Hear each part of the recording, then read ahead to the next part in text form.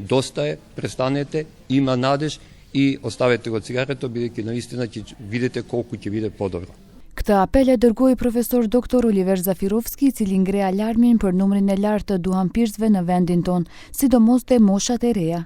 Theksoi se mosha e fillimit të konsumimit të duhanit ka rënë ndjeshëm duke arritur nga 12 deri në 14 vjeç, ndërsa shqetësuese mbetet rritja e përdorimit të cigareve elektronike tek fëmijët dhe të rinjt.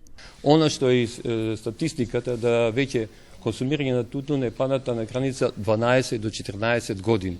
И се повеќе млади деца почнуваат со консумирање на тутун. Оно што е уште пострашно, се повеќе се во мода електронските цигари, иако имаат пропаганда да тие цигари воопшто не се штетни, напротив, тие како се штетни и даваат долготрајни и тешки последици по нежните бели тробови на деца.